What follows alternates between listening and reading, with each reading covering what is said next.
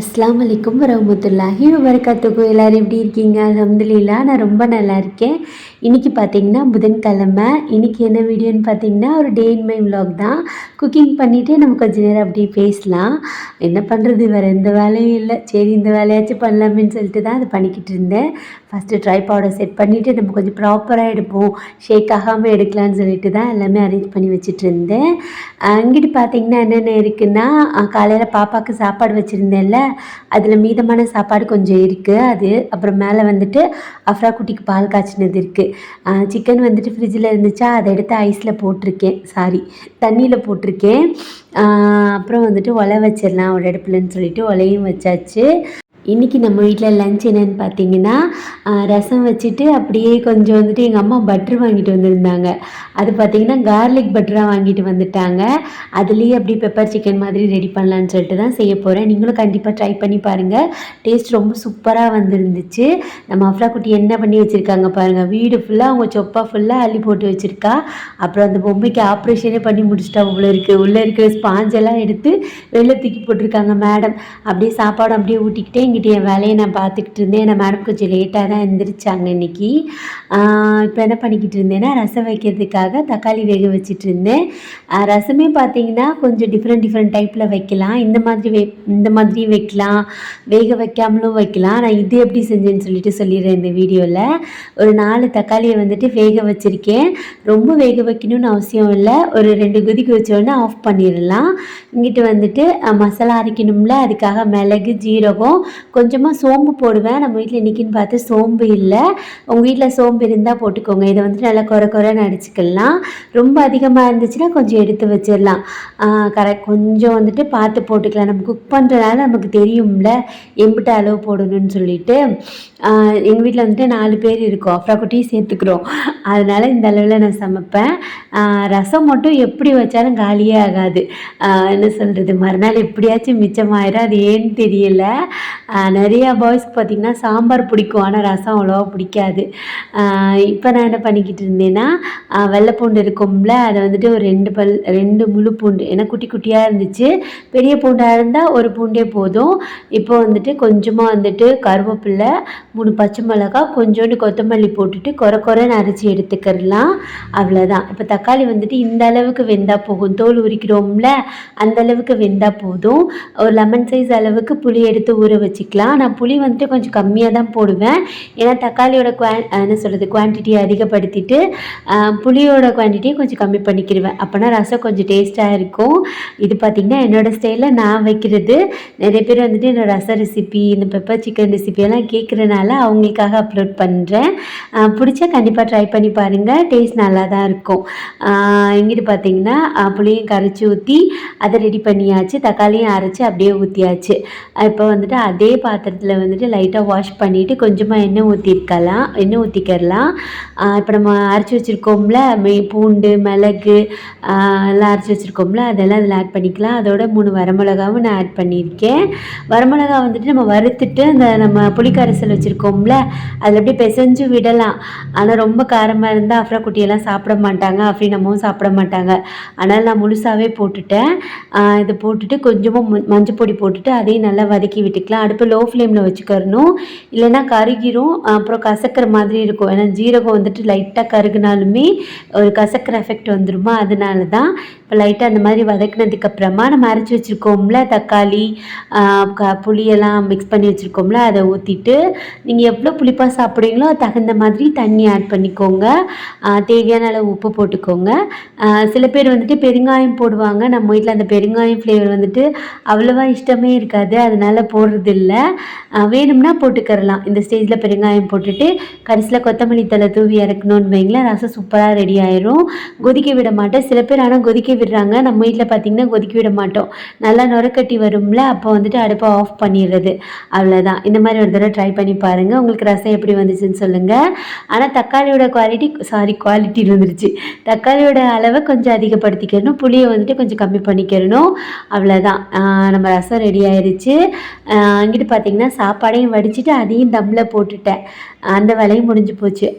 Chicken பார்த்திங்கன்னா ice விட்டுருச்சு. இதை நல்லா வாஷ் பண்ணிவிட்டு நான் என்னென்ன மசாலா ஆட் பண்ணேன்னு சொல்லிவிட்டு அப்படியே சொல்கிறேன். இது வந்துட்டு இன்றைக்கி நம்ம வீட்டில் நான் என்ன குக் பண்ணேன்னு சொல்லிட்டு ஒரு வீடியோ தான். நிறைய பேர் வந்துட்டு எனக்காக கமெண்ட் பண்ணியிருந்தீங்க, என்னை மிஸ் பண்ணுறேன்னு சொல்லிட்டு. நிறைய பேர் பாசிட்டிவாகவும் சொன்னீங்க. பரவாயில்ல சிஸ்டர், இன்ஷால்லாம் வந்துட்டு வேறு ஏதாவது ஒரு நல்ல வேலை கிடைக்கும், இல்லைன்னா வீட்டிலேருந்து ஏதாவது பண்ணுங்க, டியூஷன் எடுங்க, அந்த மாதிரி நிறையா எனக்கு வந்துட்டு சப்போர்ட்டிவாக கமெண்ட் பண்ணிங்க. ஒரு சில கமெண்ட்ஸ் இருக்கும், என்ன ஒரு நாளைக்கே இவ்வளோ சீனா அப்படின்னு சொல்லிட்டுலாம் கமெண்ட் இருக்கும் இருந்துச்சு. நான் அதெல்லாம் என்ன சொல்கிறது, என்னை நெகட்டிவாக வந்துட்டு பூஸ்ட் பண்ணுறவங்கள மோஸ்ட்லி நான் வச்சுருக்கவே மாட்டேன், ஹைட் பண்ணிடுவேன். நான் என்ன சொல்கிறது, ஏதாவது பண்ணுறேன்னா தப்பு சொல்கிறவங்க ஓகே, பட் நம்மளை வந்துட்டு என்ன சொல்கிறது, ஒரு மாதிரி ஏளனமாக பேசுகிறவங்க, அறிவாக பேசுகிறவங்களெல்லாம் நான் உடனே வந்துட்டு ஹைட் பண்ணிவிட்டு அவங்கள பிளாக் பண்ணிடுவேன், அவ்வளோதான். நானாச்சும் அட்லீஸ்ட் ஏதாச்சும் ஒன்று ட்ரை பண்ணணும்னு நினைக்கிறேன், அது எனக்கு கிளிக் ஆகலை அப்படின்னா அல்ல எனக்கு அதை விட பெட்டராக ஏதாச்சும் ஒன்று தரான்னு தான் நான் நினச்சிக்கிறணும். நீங்களும் அப்படி தான் சொல்கிறீங்க, உண்மை தானே அது. நான் அப்படி தான் நினச்சிக்கிறேன். ஒன்று நம்மளை விட்டு போகுதுன்னா இன்னும் நான் இன்ஷால்லா கண்டிப்பாக நமக்கு பெட்டராக கிடைக்குதுன்னு தான் அர்த்தம். ஏதாவது ஒன்று இருக்கும், அவ்வளோதான். ஏதாச்சும் ஒன்று நான் ட்ரை பண்ணுறேன்ல, அட்லீஸ்ட் நான் போயாச்சும் ட்ரை பண்ணி பார்க்குறேன், அவ்வளோதான் என்னால் சொல்ல முடியும். நான் வந்து அப்படியே வந்து ஸ்டாப் ஆகிட மாட்டேன். நெக்ஸ்ட் என்ன பண்ண போகிறோம்னு யோசிச்சிட்டே இருப்பேன். பட் ஏதாவது ஒன்று ட்ரை பண்ணுவேன். அப்படியே பார்த்திங்கன்னா ரெசிபிஸ் எல்லாம் மறந்துட்டேன் பார்த்தீங்களா. அதில் வந்துட்டு அந்த கார்லிக் பட்டர்னு ஒன்று இருக்குல்ல, அது ஃபுல்லாக போட்டிருக்கேன், எந்த ஆயிலுமே ஆட் பண்ணலை. கொஞ்சமாக இஞ்சி பூண்டு பேஸ்ட்டு, மஞ்சள் பொடி, மிளகா பொடி, கல் உப்பு, கரம் மசாலா, கொஞ்சமாக தயிர், அவ்வளோதான் தேவை. அப்புறம் தக்காளி, வெங்காயம் போட்டிருக்கேன். ஒரு பெரிய வெங்காயம் கட் பண்ணி போட்டிருக்கேன், ஒரு பெரிய தக்காளி போட்டிருக்கேன், அவ்வளோதான். இது எல்லாத்தையும் மிக்ஸ் பண்ணிவிட்டு அடுப்பை மீடியம் ஃப்ளேமில் வச்சுக்கலாம். தண்ணி எதுவுமே ஊற்ற வேணாம். நம்ம சிக்கன்றனால அதுவே தண்ணி விடும், ஆல்ரெடி தெரியும், நம்ம குக் பண்ணுற எல்லாருக்குமே தெரியும்ல.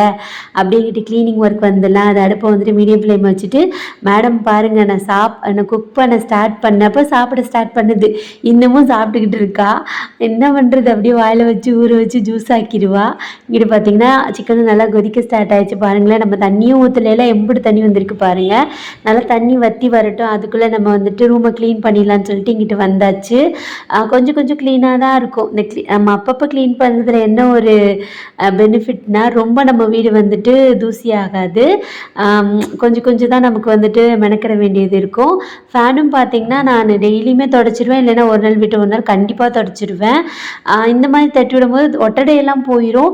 பட் வந்துட்டு அந்த ஒரு மாதிரி சில டைம் ஒயிட்டாக இருக்கும் ஃபேனில், அதெல்லாம் வந்துட்டு நம்ம தண்ணி வச்சு தொடச்சாதான் போகுமே. அப்படியே பெட்டெல்லாம் தட்டி விட்டுட்டு பெட் கவர் போடணும். பாப்பா வந்துட்டு ரெஸ்ட் ரூம் போயிட்டா. அஃப்ராக்குட்டி மோஸ்ட்லி ரெஸ்ட் ரூம் போக மாட்டா, என்னோட மிஸ்டேக் தான். அவள் கூப்பிட்டுக்கிட்டே இருந்தா வாங்கம்மான்னு. நான் போகாமல் இருக்கவும் பாப்பா ரெஸ்ட் ரூம் போயிட்டாங்க, அதனால் கொஞ்சம் நேரம் விட்டுட்டேன். அப்புறம் பெட் கவர் போடலான்னு சொல்லிட்டு இங்கிட்டு பார்த்தீங்கன்னா நல்லா தண்ணி வற்றி வந்ததுக்கப்புறமா மிளகு, ஜீரகம், சோம்பு எல்லாம் நம்ம ஆல்ரெடி நுணுக்கி வச்சுருப்போம்ல, அதை போட்டு நல்லா மிக்ஸ் பண்ணிவிட்டு கொஞ்சம் வற்ற விட்டுடலாம். நல்லா ட்ரையாக வேணுனாலும் ஓகே, உங்களுக்கு சப்பாத்தி அந்த மாதிரி சாப்பிட்றீங்கன்னா அந்த ஸ்டேஜே ஓகே. அதை இங்கிட்ட ரெடி ஆகிறதுக்குள்ளே இங்கிட்ட இந்த கண்ணாடி கிளாஸு, நம்ம ஓவனு, டப்பா எல்லாம் துடைக்கிற வேலையெல்லாம் பார்த்துருவேன். உண்மையாக அந்த வேலையெல்லாம் நான் டெய்லி பண்ணுவேன். அது பண்ணால் தான் பார்த்திங்கன்னா எனக்கு எதுவும் எல்லா வேலையும் பண்ணி முடித்த மாதிரி இருக்கும். எது பண்ணாலும் நம்ம பர்ஃபெக்டாக பண்ணணும்.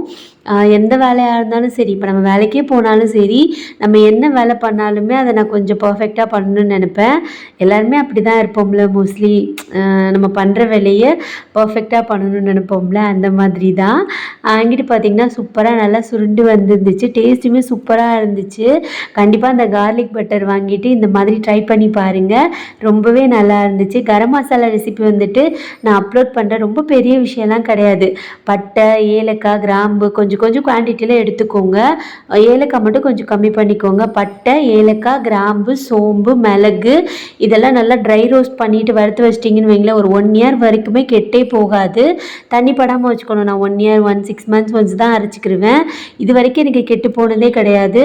நீங்களும் கண்டிப்பாக ட்ரை பண்ணி பாருங்கள். அதுதான் நான் கரம் மசாலாவாக யூஸ் பண்ணுறேன். பிரியாணிக்காக இருந்தாலும் சரி, மற்ற எந்த ரெசிபிக்காக இருந்தாலும் நான் அதை போட்டுக்கிருவேன். நல்ல வாசனையாக இருக்கும். அவ்வளோதான். வேணும்னா உங்களுக்கு இன்ஷால்லா நான் அப்லோட் பண்ணுறேன். இனிமேல் பார்த்தீங்கன்னா ரெசிபி வீடியோ, குளியல் பவுடர் நான் எப்படி செய்வேன் அந்த வீடியோ ஆல்ரெடி நான் அப்லோட் பண்ணியிருக்கேன். அப்போ நமக்கு நிறைய சப்ஸ்கிரைபர்ஸ்லாம் இல்லை. நிறைய பேர் வந்துட்டு என்கிட்ட செஞ்சு கேட்குறாங்க. செஞ்சு கொடுக்கறது கூட அவங்க நம்ம இந்த இன்க்ரீடியன்ஸ்லாம் ஆட் பண்ணி வீடியோ போட்டோம்னா அவங்களாம் செஞ்சுக்கிட்டாங்கன்னா அவங்களுக்கும் அது பெனிஃபிட்டாக இருக்கும்ல. அதனால் அந்த மாதிரி ட்ரை பண்ண போகிறேன். ஏதாச்சும் ஒன்று ஒர்க் அவுட் ஆகட்டும். யாருக்காச்சும் ப்ரௌனி வேணும்னா கண்டிப்பாக சொல்லுங்கள். இன்ஷால்லா வந்துட்டு ஏதாவது ஒன்று பண்ணுவோம். என்ன பண்ணுறது, நம்ம பிள்ளைங்கள பார்க்க வேண்டியது இருக்குது. அவங்கள விட்டுட்டு போனால் நமக்கு சங்கடமாக இருக்குது. அஃபீனாத்தாவும் ஃபீல் பண்ணுறாங்க நான் வேலைக்கு போனால். அதனால் என்ன பண்ணுறது, என்ன சொல்கிறது எனக்கு தெரியலை. இன்ஷால்லா நம்ம வீட்டுக்கிட்டே ஏதாவது ஜாப் கிடச்சிச்சின்னா பார்ப்போம். கொஞ்சம் சீக்கிரமாக வீட்டுக்கு வர மாதிரி அந்த மாதிரி பார்த்துக்குறோம். யாரும் நம்மளே மிஸ் பண்ணக்கூடாது, நம்ம என்ன சொல்கிறது நம்மளே யாரும் மிஸ் பண்ணக்கூடாது. அந்த மாதிரி ஒரு ஜாப் வந்துட்டு பார்த்துக்கிறலாம். நம்ம பிள்ளைங்களும் நம்மளை மிஸ் பண்ணக்கூடாது, நம்ம ஹஸ்பண்டும் நம்மளை மிஸ் பண்ணக்கூடாது, நம்மளும் அவங்க எல்லாரையும் மிஸ் பண்ணக்கூடாதுல்ல. அந்த மாதிரி ஒரு ஜாப் தேடிக்கிறணும். ஆனால் கண்டிப்பாக நான் ஏதாச்சும் ஒன்று பண்ணுவேன். என்ன சொல்கிறது, நான் வந்துட்டு இது இப்படி ஆயிடுச்சு அது இப்படி ஆயிடுச்சுன்னு ஒரு ஒன் டே ஃபீல் பண்ணுவேங்க. உண்மையாக சொல்ல போனால் கண்டிப்பாக ஃபீல் பண்ணுவேன். நான் வேலைக்கு போகலையேன்னு சொல்லிட்டு நேற்று ஃபுல்லாக ஃபீல் பண்ணேன். ஐயோ நம்மளால் எதுவுமே பண்ண முடியாது, எதுவுமே ப்ராப்பராக பண்ண முடியலையே அப்படின்னு சொல்லிட்டு நான் ஃபீல் பண்ணேன். பட் வந்துட்டு நான் எதுலேயுமே ஸ்டாப் ஆக மாட்டேன். எல்லாம் எனக்கு ஒரு வழியை மூடினான்னா கண்டிப்பாக இன்னொரு வழி திறப்பான்னு நான் நம்புகிறேன். எல்லாருக்குமே அப்படி தான். நம்ம லைஃப்பில் ஒரு கதவு மூடினான்னா கண்டிப்பாக இன்னொரு கதவு இருக்கும். அதை தேடி கண்டுபிடிச்சி நம்ம ஓப்பன் பண்ணிக்கிற வேண்டியது தான். இன்ஷால்லா நமக்கும் அதே மாதிரி நடக்கும். ஆனால் என்ன சொல்கிறது, நம்ம மன தைரியம் அதை எதுவுமே நம்ம விட்டுறக்கூடாது. நேற்று கூட நான் வந்துட்டு ஃபீல் பண்ணி ஒரு கமெண்ட் போட்டிருந்தேன். அதுக்கு இன்னொரு சிஸ்டர் வந்துட்டு இன்ஸ்டாகிராமில் கூட சொன்னாங்க, சிஸ்டர் அந்த மாதிரி கமெண்ட் பண்ணாதீங்க, இன்ஷால்லா வந்துட்டு உன்னை விட ஒன்று பெட்டராக கிடைக்கும் அப்படின்னு சொல்லிட்டு சொன்னாங்க. ரொம்ப சந்தோஷமாக இருக்குது. எனக்காக கமெண்ட் பண்ணாங்க. நேற்றுலேருந்து நான் ஒரு 2 வீடியோ 3 வீடியோ போட்டுப்பேன். அதுக்கே அவ்வளோ கமெண்ட்ஸ் வந்துருந்துச்சு.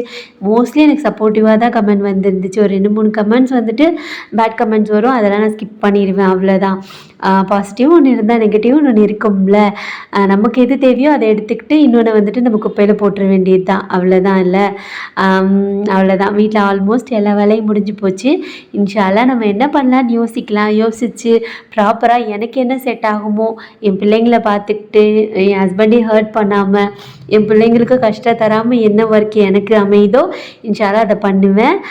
அஃப்ரீனாத்தாவும் சொன்னாங்க, நேற்று சொன்னாங்க, நீ இன்றைக்கி வேலைக்கு போகாத எனக்கு கஷ்டமாக தான் இருந்துச்சு, வேணா போ அப்படின்னு சொன்னாங்க. இருந்தாலும் வேண்டாம், அவங்களுக்கு வந்துட்டு மனசு கஷ்டமாக இருக்குல்ல, அதனால் வேண்டாம். என்ன அவங்களுக்கு எப்பயுமே அவங்க ஃபீல் பண்ணுறது என்னென்னா, அவங்க வேலை விட்டு வந்தோடனே அவங்க பக்கத்தில் உட்காந்து நான் சாப்பாடு போடணும். என்னைக்காவது உடம்பு சரியில்லைன்னா ஓகே, அதெல்லாம் அவங்க அட்ஜஸ்ட் பண்ணிக்கிடுவாங்க. இல்லைன்னா அவங்க பக்கத்தில் உட்காந்து நான் சாப்பாடு போடணும், அவங்க கூட உட்காந்து சாப்பிடணுன்னு அவங்க ஆசைப்படுவாங்க. நேற்று சொன்னாங்க, நான் எவ்வளோ ஹார்ட் ஒர்க் வேணால் பண்ணுறேன், ஆனால் நீ மத்தியானம் எனக்கு சாப்பாடு மட்டும் போட்டு கொடுக்குறியா அப்படின்னு மட்டும் எனக்கு சொன்னாங்க. அது ஒரு மாதிரி இருந்துச்சு எனக்கு. ஏன்னா அவங்க ரொம்ப நாளாக பேச்சுலராகவே இருந்திருக்காங்களா. இப்போ வந்துட்டு நான் அவங்கள பார்த்துக்கிட்டே பழகிருச்சு அவங்களுக்கு. அதனால ஒரு மாதிரியாக இருக்குது. சரி எல்லாமே மாறும்ல. அவ்வளோதான். எல்லா வேலையும் முடிச்சுட்டு பாப்பாவையும் குளிக்க வச்சுட்டு மேடம்மை வந்துட்டு கேமரா எடுத்தோன்னே வீடியோ எடுங்கம்மான்னு சொல்லிட்டு இருந்தா. நான் நமாஸ் படித்தாலே குடுன்னு ஓடி வந்துடுவா. நம்ம பண்ணுறதெல்லாம் அப்படியே டிட்டோ காப்பி பண்ணி பண்ணுறது. பார்த்திங்கன்னா நம்ம அஃப்ரா குட்டி அஃப்ரீனாவும் சின்ன பிள்ளைகள் இப்படி தான் இருந்தாங்க. அக்காவும் தங்கச்சியும் சேம். அல்ஹம்துலில்லாஹ். இந்த மாதிரி குட்டி குட்டி ஹாப்பினஸை நான் ஒரு நாள் மிஸ் பண்ண தான் செஞ்சேன். உண்மையாக சொல்லப்போனால் எந்த அம்மாவாக இருந்தாலுமே வேலைக்கு விட்டுட்டு போகிறாங்கன்னா அவங்க எவ்வளோ சாக்ரிஃபைஸ் பண்ணி விட்டுட்டு போகிறாங்களோ. உண்மையிலே ரொம்ப கஷ்டம்தான். என்ன சொல்கிறது, அவங்கவுங்க சுச்சுவேஷன், அதெல்லாம் நம்ம அதை எதுவுமே சொல்ல முடியாது. அவங்கவுங்க என்ன சொல்கிறது, அவங்கவுங்க தேவைன்னு ஒன்று இருக்குது, அவங்கவுங்க சுச்சுவேஷன் இருக்குது. அதனால் அவங்க எல்லாம் போகிறாங்க. அதுக்கு ஃபஸ்ட்டு பார்த்திங்கன்னா தைரியம் வேணும், சாக்ரிஃபைஸ் பண்ணுற அளவுக்கு என்ன சொல்கிறது பெரிய மனசும் வேணும்.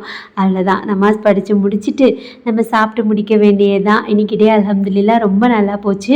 என் வீடியோ பார்க்குற எல்லாருக்குமே ரொம்ப தேங்க்ஸ். எனக்கு சப்போர்ட் பண்ணுற எல்லாருக்கும் ரொம்ப தேங்க்ஸ். இன்ஷா அல்லாஹ் ஏதாவது பெட்டராக பெஸ்ட்டாக உங்களுக்கு யூஸ்ஃபுல்லாக இருக்கிற மாதிரி வீடியோ போட நான் ட்ரை பண்ணுறேன். மேடம் பார்த்திங்கன்னா பிளேட் எடுத்துகிட்டு போய் சாப்பிட ரெடி ஆகிட்டோம். அவ்வளோதான். அஸ்ஸலாமு அலைக்கும்.